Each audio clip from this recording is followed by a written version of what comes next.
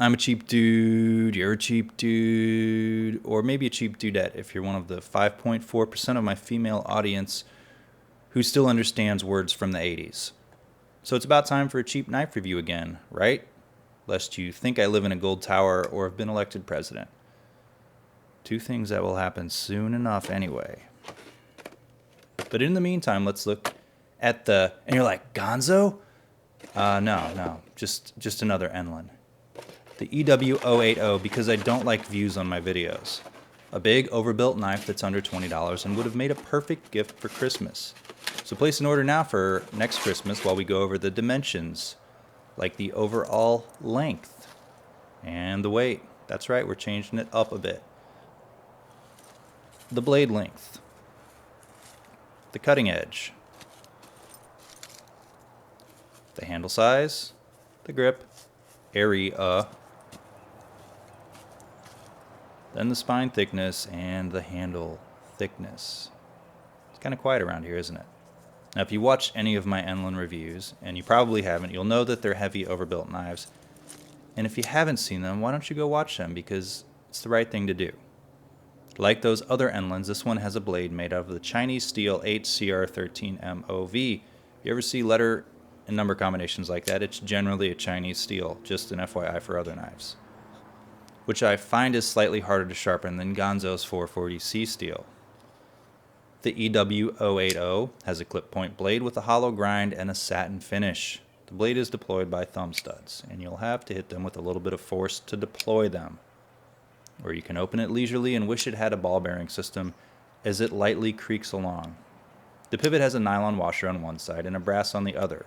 Blade centering is off slightly, but doesn't rub on my particular sample. I found pivot adjustment on the Enlans to loosen them up will affect blade centering on the blade. But you can try it on this one easily because it doesn't use a proprietary pivot adjustment tool like some Enlans do. Cool. The blade is locked into place by a liner lock. It's easy to deploy and close one-handed, but you do have the slight bit of resistance after you disengage the lock where it rolls over the detent ball. Now, I found other liner locks are always slightly to moderately awkward to disengage even on expensive knives like the Spyderco Positron I reviewed several months ago. This one is just slightly awkward though. The handle is made from a tan G10, which is smooth but not slick. It's not textured like some G10, but it does give it a little bit of a resistance. The G10 scales sit on top of full non-skeletonized stainless steel liners, and it features an open back design, making it easy to clean out the paper guts. The handle grip area is nice and big and should fit most large to medium-sized hands well. And there's some jimping on the spine near the blade where your thumb might touch if you were to use this knife.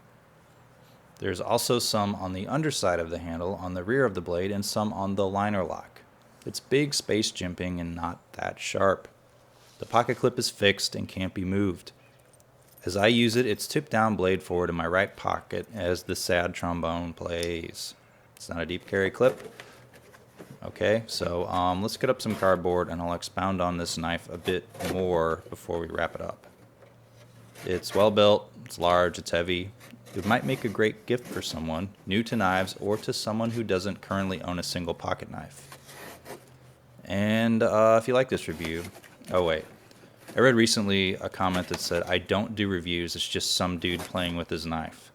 So if you like videos of some dude playing with his knife, maybe like that guy did, for 3 to 5 minutes, subscribe to my channel. Give this video a thumbs up. Watch every single one of my other videos. Leave a nice comment because it's the right thing to do, and it helps SEO. GearBest provided this under $20 pocket knife for review, which is totally worth the several hours it took to make because I'm a shill, and now I have another knife taking up space in my plastic bin of cheap knives. Thanks for watching.